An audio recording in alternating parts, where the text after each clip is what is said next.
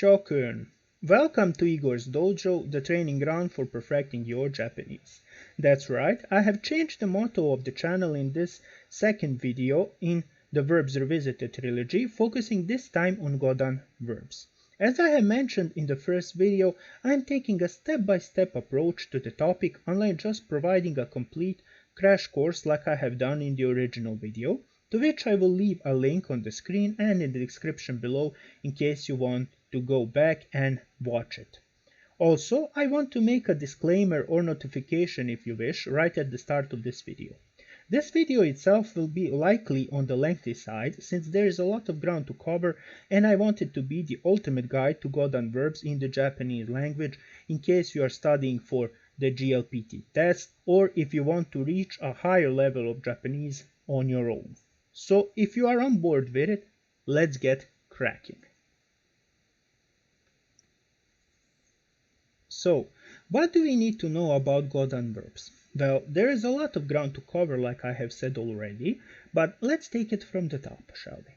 As you can see on this illustration here, there are four important characteristics that you need to keep in mind when dealing with Godan verbs. The first characteristic is that they are the most numerous verb group in the Japanese language, and by extension, they are the most diverse, ending in 9 different syllables, divided into 4 different subgroups, but more on that in a few moments.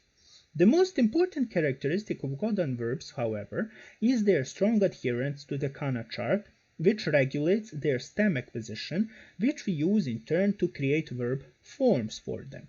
For example, we use the Irrealis stem to create the negative verb form, then we use the Conjunctive Stem to create the Masu form, and so on. We will cover all of their stems and the most important forms during this video like we have done in the previous when we talked about Ichidan verbs, and I will leave a link to that video on the screen and in the description below. Now, before we move on to the link which the Thekana chart shares with Godan verbs, as I have already mentioned, I must address the subgroups about which I talked earlier. As you can see on this table, the Godan verbs are split into 4 groups based on the change which occurs when we attach the suffixes ta and te. So, first we have the N group, verbs ending in mu, nu, bu fall into this group. After that, we have the tsu group, verbs ending in u, tsu, ru fall into this group. Then we have the I group, verbs ending in ku and gu fall into this group. And the fourth group, the simplest of them all, is the she group, and here only verbs ending in su fall into. So as you can notice already from our examples, in the case of the N group, I mean our first group, we see that N has been added to the base of the verb. In the case of the tsu group, we have a small tsu added onto the base of the verb just before we add te or ta. After that, we have the I in the third group and she in the fourth. Now, this subdivision is really important to remember because a variety of expressions in the Japanese language use one of these two forms. My recommendation is to master these subgroups the best as you can because they are extremely frequent, and the best way to do that is to break out a piece of paper and start practicing. So, to summarize this video section, you need to remember the Godan verb subgroups division based on the ta and te form. The table that you see here in front of you is practically the most important piece of information in this section, and also you should remember the endings of the Godan verbs. And finally, we have arrived at the Thekana chart section, and this is where the magic happens. All Godan verbs, without exception, follow this chart to acquire their stems. Before I explain the entire process of stem acquisition, according to the Thekana chart that you see before you, we need to lay down some basic groundwork regarding the verbs themselves. Think of Godan verbs as a group of syllables which are joined together, and the most important syllable is the last one because it is the last one that is always being changed to acquire a stem. So for example, the verb hanasu, to talk has three syllables, ha, na, and su, but only the final su is being changed to acquire all the stems for the verb. Knowing this, we need to follow the S column on our chart, which I have highlighted with orange, to get all the stems for hanasu. So we have the Irrealis stem first, which ends in sa, then the conjunctive, which ends in she, then the dictionary that ends in su, after that the conditional, which ends in se, and also the volitional, which ends in so. This is essentially the process you need to practice and remember. First, determine the group of the verb based on the final syllable, and only then you can proceed to acquiring their stems. Now, here you have another table, the diatrics table or the diatrics chart, where you can find the columns, to be more precise, which you need to use when a verb ends in bu or gu, which also I have highlighted with orange once again to help you. And finally, a bit of mandatory theory here. The small circle or the two slanted lines which you can find in the upper right corner of the letters is known as the dakuten or the voicing mark. This little bit of grammar is very important to remember because you will find it almost always mentioned in the Japanese verb guides or grammar guides, or maybe some websites that deal with the Japanese grammar in detail. So let's summarize this section. I know that this is a ton of information to remember, but if you understand this process, you'll already know all that you need to know about the Godan verb stems. Just determine the group of the verb first, and then change the vowels of the final syllable to be in accordance with the Thekana chart here, and you're golden. So let's take the verb musubu, for example, meaning to connect. First, we need to determine the group into which it falls on this Thekana chart, and we will look at our diatrics table, and we will see that it falls into the B column because it ends in bu. So in order to get all the stems that we need to change the vowel of the final syllable u to or the other vowels according to the Thekana chart, meaning that the Irrealis stem of our musubu verb would be musuba, after that the conjunctive would be musubi, the dictionary will be musubu, then we have musube as the conditional, and finally musubo as the volitional stem. There is also the imperative stem, and that is musube because they use the Thekana chart here that ends with the vowel e. So that would be the most important thing that you need to remember. First, that the Godan verbs share a strong inseparable link with the Thekana chart, and when you want to acquire a certain stem, you always need to look at the Thekana chart and determine it. In time and through practice, you will memorize the Thekana chart and the diatrics chart, so it will come to you naturally.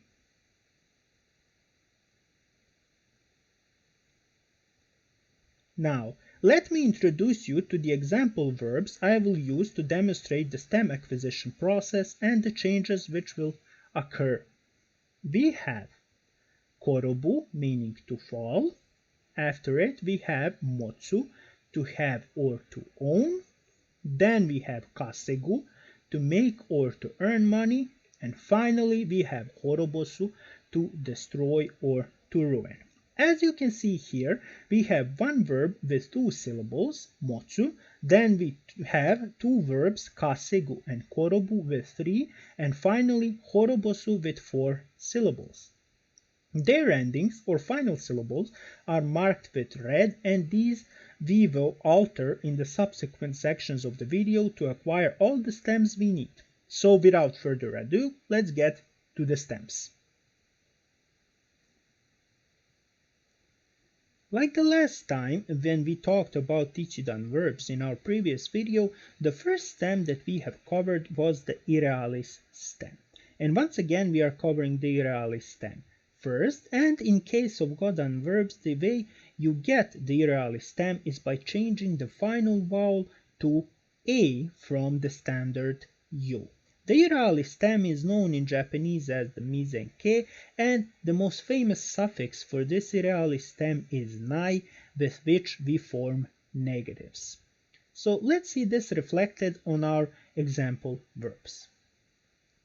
So from korobu we have koroba, from motsu we have mota, from kasegu we have kasega, and finally from horobosu we have horobosa. Now, by changing the final vowel of these verbs, we have received their Irrealis stems. Now, if we want to take it a step further and create their negative forms, we only need to add nai. Thus, we have korobanai, motanai, kaseganai, and horobosanai. Let's explore this even in more detail with our example sentences. So we have Korobanai de kudasai, please don't fall. After that we have hon o motanai, I don't have a book. The third is okane o kaseganai, I don't make or I don't earn money. And finally shiro o horobosanai, I will not destroy the castle. So as you can see, the method of the formation method of the Irrealis stem is rather easy. You only need to change the final vowel to A from the standard U of the dictionary form that we use to create all the stems, and you're all set. You can always add an I if you want to create the negatives, because it is the most famous suffix that is added onto the Irrealis stem. So that is pretty much all that you need to know about the Irrealis stem. The second stem that we need to cover is the frequent conjunctive stem, or in Japanese the renyu ke, which is formed by replacing the vowel of the final syllable to I.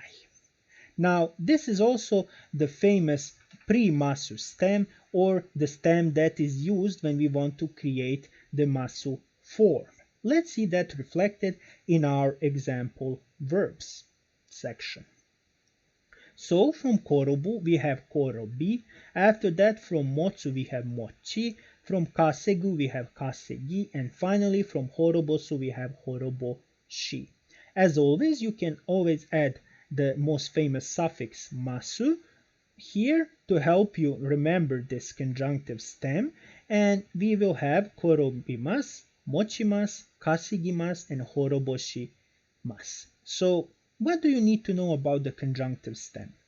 Well, the conjunctive stem is, like you can see on this illustration here, formed by creating a change within the final syllable by changing the vowel to I, and it is predominantly used when you want to say something in the Masu form, like you can see in the section with our example verbs. So in my opinion, that is the most important thing you need to remember, and I will also provide you with another set of examples in our sentences to help you remember the way we make the conjunctive stem. So we have watashi wa korobimasu, I will fall. Hon wo mochimasu, I have a book. Okane o kasegimasu, I make or I earn money. And finally, shiro wo horoboshimasu, I will destroy the castle. So once again, there is nothing complicated here. Just remember to change the final vowel to I from the standard U, and you are all set, and you will receive the conjunctive stem without any problems. Now, our next stem is the dictionary stem, which requires the U to be the vowel of the final syllable. As you might have guessed, all the verbs are listed in this form in dictionaries, both online and in the traditional book form, hence the name. Let's see our formation examples. As you can already see, there is no change, simply because it is the rule in the Japanese grammar that we use the dictionary form, the extension of the dictionary stem, if you want to think about it in that way, when we want to track down and form all the other stems for a certain verb. Meaning that when you open up a certain dictionary, every verb that you see listed there will be presented in the dictionary form. And by using that dictionary form or dictionary stem, you can always create all the other stems for that verb. Now, why am I constantly alternating between the terms dictionary stem and the dictionary form?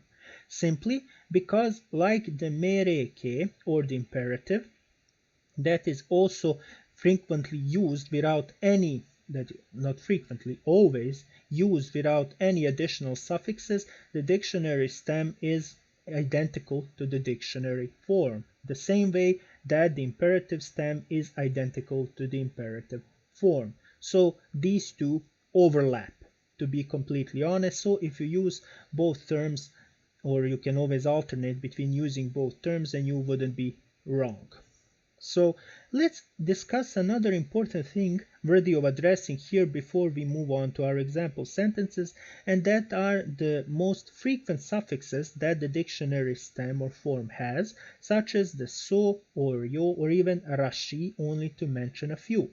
Since the topic of these auxiliaries is very complex to the point that they would warrant a video of their own, for the purposes of this video it is enough to remember that they are equivalent to the English it looks like, it seems.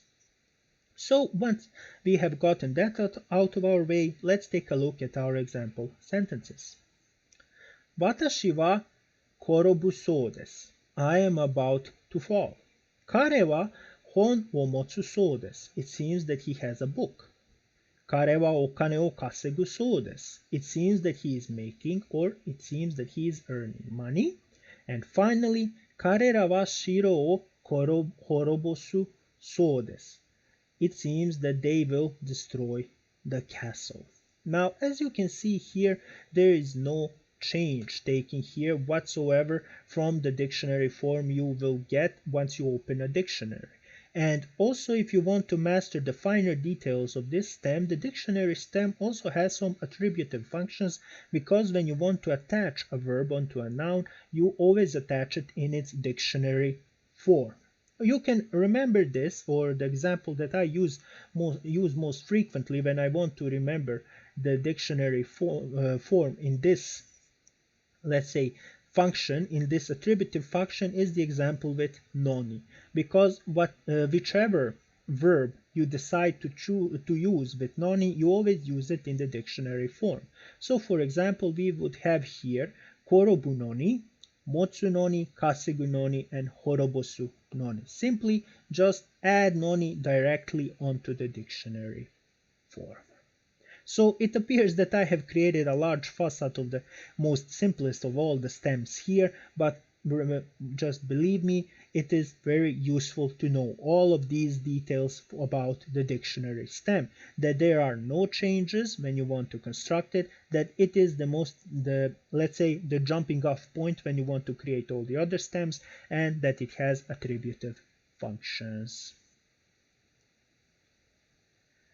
The next stem that we will talk about will be the conditional stem, which requires that we change the final vowel to E in order to get it. It is most famously paired with the conditional ba, being equivalent to the English if, and we will see that in our examples, but let's take a look first at the formation method with our example verbs.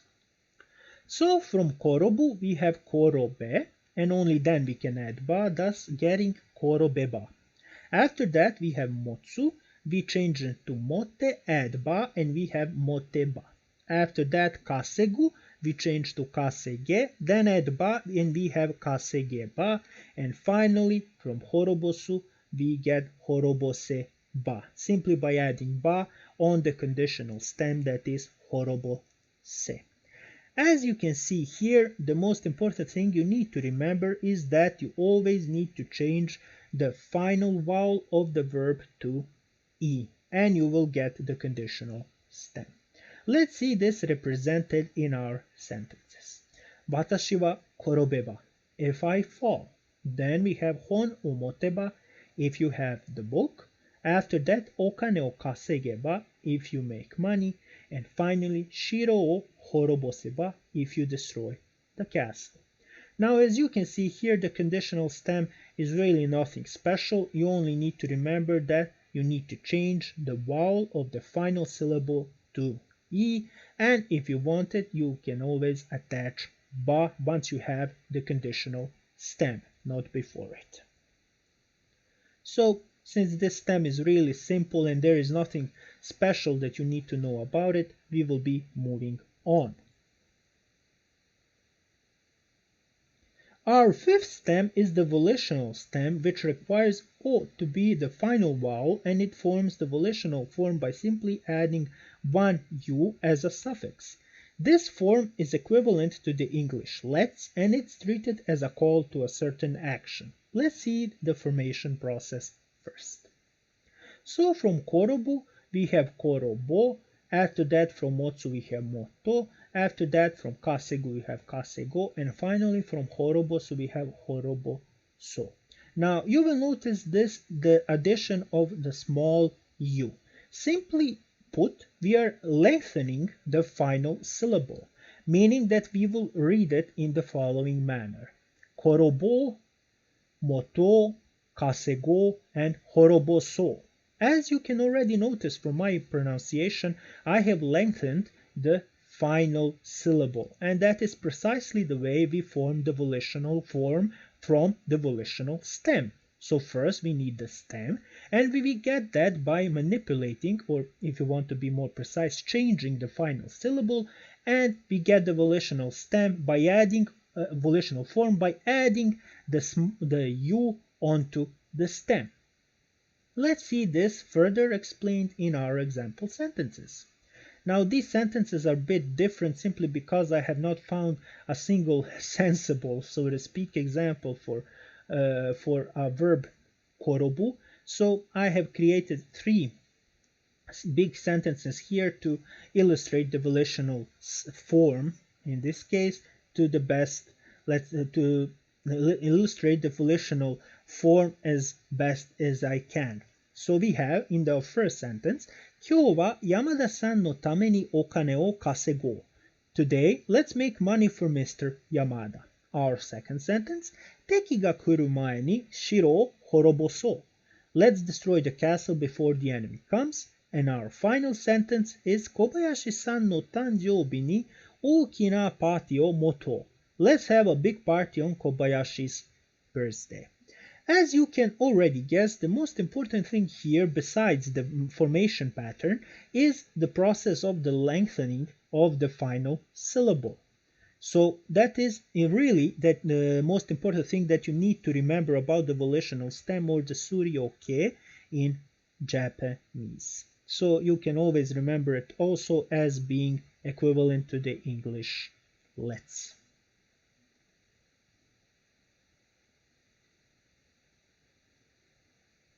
The next stem on our list is the imperative stem, that once formed is considered to be a verb form on its own, and in order to get it you only need to change the final syllable's vowel to E as seen on the graphic here.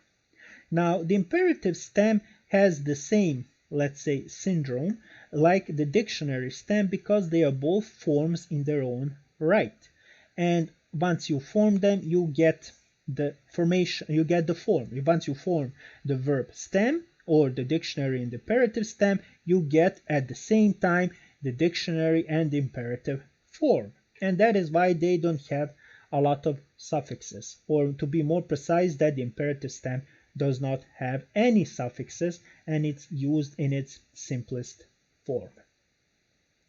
So from korobu we have korobe, from motsu we have mote, from kasegu we have kasege, and from horobosu we have horobose. As you have noticed from my reading, once again, instead of lengthening the pronunciation like we have did in the volitional stem section, this time we are cutting it short and sweet by pronouncing the syllables quickly, or the final syllables to be more precise, quickly. So once again, we have korobe, mote, kasege, horobose. And that is the way you should read all of them, by pronouncing clearly and swiftly the final syllable. Of course, it goes without saying that the imperative stem is considered rude in everyday conversation, both written and oral, in Japan, so you should always be extremely careful when you use it in talking with other people, especially when talking with the Japanese. Let's see a couple of sentences here. First we have korobe, meaning fall, okane o kasege, make money, shiro o horobose, destroy the castle, and finally with blue we have pan wo kire, cut the bread. I have included this example with kire simply because I could not find any meaningful example with motsu, and I would like you to remember as much as you can for the various different verbs, and that of course will be a topic for a certain dojo drill video when we revisit the entire process of creating the stems for our Godan verbs, but until then let's use kire here when we talk about the imperative stem. So to summarize, what do you need to know about the meireke, or the imperative stem? First, that you once you form it, once you change the vowel of the final syllable to e, you already get the imperative form, that you should always read it quickly and sharply, and that is considered extremely rude in everyday conversation, so beware of that little detail when you want to use the imperative stem. And finally we have arrived to the ta and te stem, the last stem in our video today. Now, in my humble opinion, this is the most difficult stem to master simply because there is a requirement that you are already impeccable with your knowledge of the Godan verb subgroups, especially with the changes that occur depending on which group a certain verb that you have chosen is a part of. So, as you can already see in our example verbs section, the verb korobu belongs to the first group, the N group, and that is why instead of bu we have an N, and only then we can attach ta or te or da or de in this case, because here bu has a dakuten mark. So ta or te becomes da or de, and we have koronda and koront de. Our second verb is motsu, and because it is a member, so to speak, of the second group, we need only to change the final tsu into a small tsu and then add ta or te, and we will receive motte and motta. After that we have kasegu, the representative of the third group, where the gu is transformed into an I, and once again we need to add the modified ta or te, or in this case da or de, and we will receive kasei de or kasei da. And finally, the simplest group of them all is the she group, and thus we have from horobosu horoboshita or horoboshite, because su becomes she, and only then we can add ta or te. Now, I know that this explanation seems confusing, and frankly it is a very difficult stem to get a hold of and be confident in, simply because you always need to be careful of the fact into which group you classify a certain verb, and you always need to be wary of the dakuten, as you can see here with korobu and kasegu. So my sincere recommendation here is to break out the dictionary and start practicing by pulling out random verbs, and you should always try first to determine their group and only then to, let's say, conjugate them, roughly speaking, by adding ta or te or da or de onto the verb base. So first determine the group and after that add ta or te. Let's see now our example sentences. Watashi wa koronda. I fell. Hon mo motte kudasai. Please bring a book. Okane o kaseide kudasai. Please make or please earn money. And finally, shiro wo horoboshita. I destroyed the castle. So the ta and te stem is the most difficult one in my opinion, like I have already mentioned.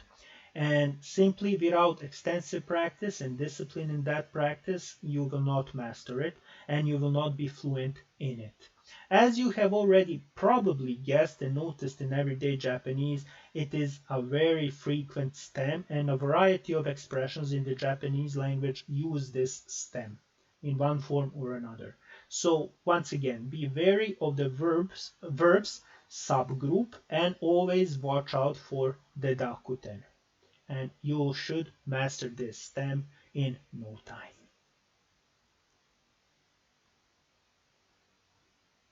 And finally, it is the time for the finishing blow. All the glory to you if you have sticked around from the very beginning of the video. Here you have several verbs as examples, and you can see them here acquiring their stems alongside the most famous suffixes for each stem. In the brackets within the column with the stems, I have provided also the appropriate vowel that the final syllable needs to have so that you can remember all of the stems even more easily. So let's take a look at our verb examples here. First we have hanasu, then we have utau, then we have yaku, noru, and finally yobu. As you can see here, Irrealis stem, first it demands that the final vowel becomes A, the conjunctive requires I, the dictionary stem requires U, the conditional requires E, volitional O, imperative once again E, and the time stems are marked with spets simply because they largely depend on the verb's subgroup. So let's read them aloud. First we have hanasu, and its Irrealis stem is hanasa. Then we add nai and we get hanasa nai. After that we have the conjunctive hanashi, we can add masu and get hanashimatsu.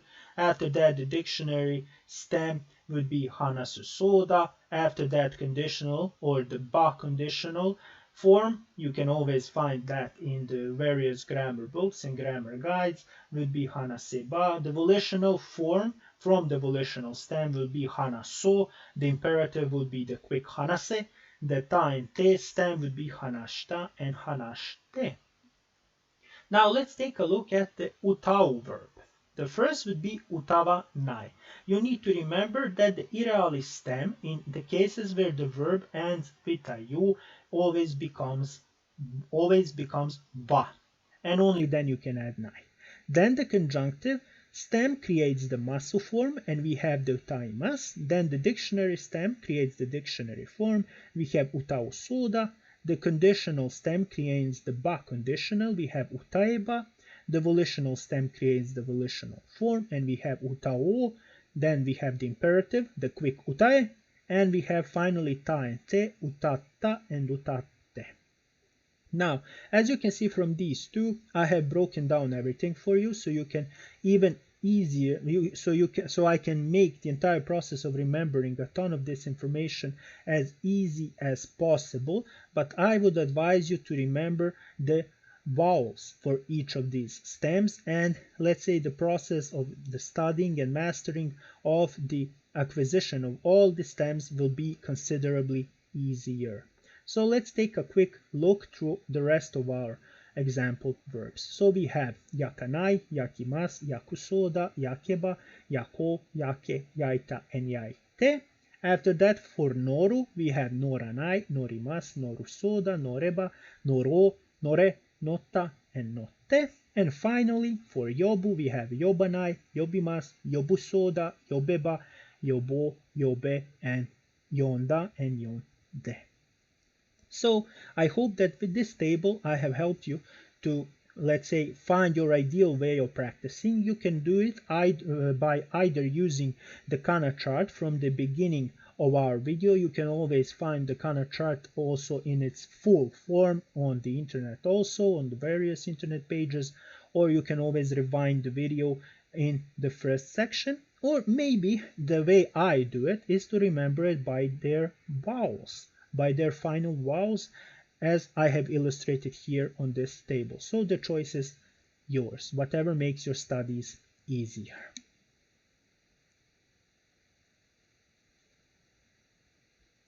Otsukare sama deshita, dear Shokun.